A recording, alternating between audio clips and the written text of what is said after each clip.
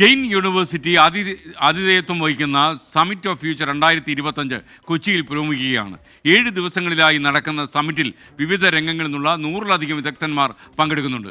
രാജ്യാന്തര പ്രശസ്തരായ കലാകാരന്മാരും കലാകാരികളും പങ്കെടുക്കുന്ന സാംസ്കാരിക പരിപാടികൾ എന്നിവയും കൊച്ചിയിൽ നടക്കുന്ന ഈ ഉച്ചകോടിയുടെ ഭാഗമായി സംഘടിപ്പിച്ചിട്ടുണ്ട്.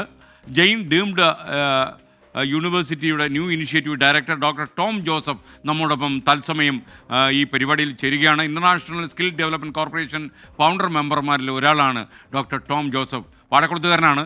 നിരവധി സർവകലാശാലകളുടെ അഡ്വൈസറി മെമ്പർ കൂടിയാണ് അദ്ദേഹം തത്സമയം ഡോക്ടർ ടോം ജോസഫ് നമുക്കൊപ്പം ചേരുന്നു.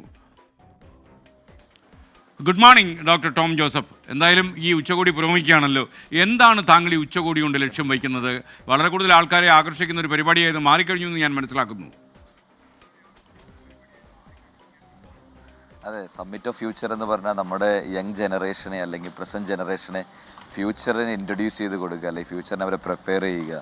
നമ്മളിപ്പോൾ ടെക്നോളജിയിൽ അഡ്വാൻസ്മെൻറ്റുകൾ, പല ഫീൽഡിലുള്ള അഡ്വാൻസ്മെൻറ്റുകളൊക്കെ ഒരു 10-15% ആളുകൾക്ക് വേണ്ടിയുള്ള മാത്രമല്ല, സൊസൈറ്റിക്ക് വേണ്ടി മൊത്തം ഉള്ളതാണ് എന്നൊരു കോൺസെപ്റ്റിൽ എല്ലാവരെയും ഉൾക്കൊണ്ടുകൊണ്ട് വളരെ ഇൻക്ലൂസീവായിട്ട് ഒരു ഫെസ്റ്റിവൽ, അതും ചർച്ചകളും സംവാദങ്ങളും മാസ്റ്റർ ക്ലാസ്സുകളും കീനോട്ടുകളും 7 ട്രാക്കുകളായിട്ട് education, technology, media, entertainment, creativity, film, agriculture, അങ്ങനെ 7 മേഖലകളിലായിട്ട് 7 ട്രാക്കുകളിലായിട്ട് 7 ദിവസം നീണ്ടു നിൽക്കുന്ന പരിപാടി. അതോടൊപ്പം സാർ പറഞ്ഞ പോലെ സ്റ്റുഡൻറ്റ് ബിനാലയുണ്ട്, അതുപോലെ ഒരു food street, flea market, robotic expo, അങ്ങനെ ഒത്തിരി കാര്യങ്ങളുള്ള ഒരു വളരെ ഒരു ഫ്യൂഷൻ ഇവൻറ്റ്, വളരെ വൈബ്രൻ്റ് ആയിട്ടുള്ള ഒരു ഫ്യൂച്ചറിസ്റ്റിക് ഇവൻറ്റ്. ഇതാണ് സമ്മിറ്റ് ഓഫ് ഫ്യൂച്ചർ. ഈ ഉച്ചകോടി കൊണ്ട് കൃത്യമായിട്ട് പറഞ്ഞാൽ ആർക്കൊക്കെയാണ് പ്രയോജനം ഉണ്ടാകുക? കാരണം നമ്മൾ ആ കാര്യം കൂടി പരിശോധിക്കണമല്ലോ. ഈ ഉച്ചകോടി എല്ലാവർക്കും വേണ്ട എന്തെങ്കിലും ഒന്ന് ഈ ഉച്ചകോടിയിലുണ്ട്. കാരണം നമ്മൾ എല്ലാ ആളുകളെയും അല്ലെങ്കിൽ സൊസൈറ്റീനെ മൊത്തം ടച്ച് ചെയ്യുന്ന പല വിഷയങ്ങളും ഇതിനകത്തുണ്ട്. ചിലപ്പോൾ ഒരു കൃഷിക്കാർക്ക് കൃഷിയെ സംബന്ധിച്ച കാര്യമായിരിക്കും, ടെക്നോളജി ബന്ധപ്പെട്ട ആൾക്ക് ടെക്നോളജി സംബന്ധിക്കുന്ന കാര്യം. അപ്പോൾ എല്ലാവർക്കും വേണ്ടിയല്ല, പക്ഷേ എല്ലാവർക്കും വേണ്ടി എന്തെങ്കിലും ഈ സമ്മിറ്റിലുണ്ട്. ഡോക്ടർ ടോം, മറ്റൊരു കാര്യം, നമ്മുടെ കുട്ടികളൊക്കെ തന്നെ വിദേശത്ത് പഠിക്കാൻ പോകുന്നു. പല കുട്ടികളും അവിടെ നിന്ന് മടങ്ങി വരുന്നില്ല. ഇവിടെ വൃദ്ധന്മാരെ മാത്രം അധിവസിക്കുന്ന പ്രദേശമായി മാറും എന്നൊക്കെ പറയുന്ന ആശങ്ക നമ്മുടെ വർത്തമാനകാല ലോകത്ത് പ്രചരിക്കുന്നുണ്ട്. പല ആൾക്കാർക്കും ഈ പേടിയുണ്ട് താനും. കാരണം എന്തായിരിക്കും ഭാവി കേരളം? അപ്പോൾ ഈ ഭാവി ലോകത്ത് ഈ മലയാളി വിദ്യാർത്ഥികൾ, ഇവിടെ തന്നെ വിദ്യാർത്ഥികളെ പിടിച്ചു നിർത്താനും നല്ല കോഴ്സുകൾ രൂപപ്പെടുത്താനും അതേപോലെ തന്നെ ആളുകൾക്ക് ഇവിടെ തന്നെ ജോലി കിട്ടാനുള്ളൊരു സാഹചര്യം ഉണ്ടെങ്കിൽ തീർച്ചയായിട്ടും കുട്ടികൾ വിദേശത്തേക്ക് പോകില്ല. അഥവാ വിദേശത്ത് പോയാലും കുട്ടികൾ മടങ്ങി വരും. അപ്പോൾ ഈ നമ്മുടെ മലയാളി വിദ്യാർത്ഥികളുടെ ഭാവി അങ്ങയുടെ ദൃഷ്ടിയിൽ എങ്ങനെയാണ്?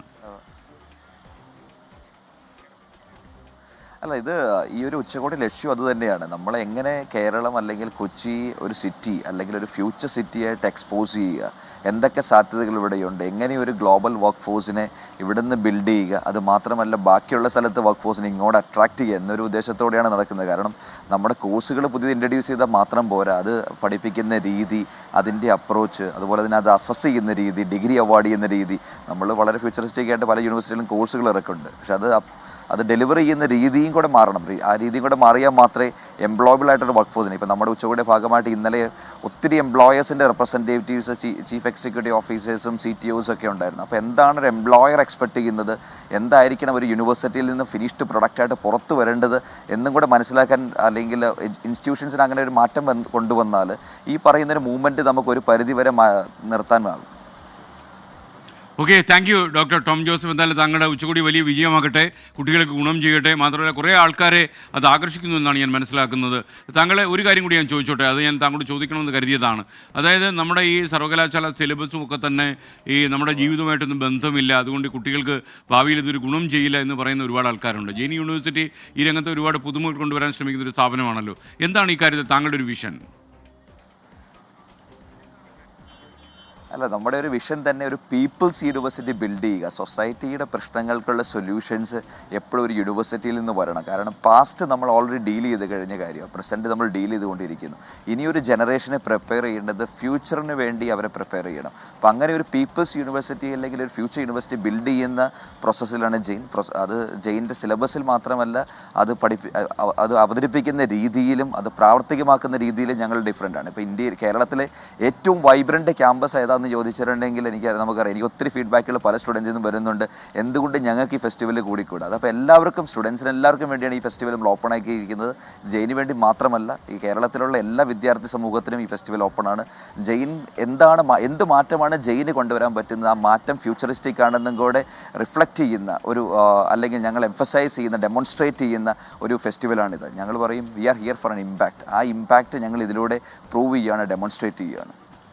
Okay, thank you doctor Tom Joseph. ഈ മോർണിംഗ് ഷോയിൽ താങ്കൾ ചേർന്നതിന് സന്തോഷം. Thank you. താങ്കൾ, എനിക്കറിയാം തിരക്കിലായിരിക്കും, താങ്കളുടെ പ്രവർത്തനവുമായി മുന്നോട്ട് പോവുക. ഈ ഒരു സമിറ്റ് വലിയൊരു വിജയമാക്കി മാറ്റുക. Thank you.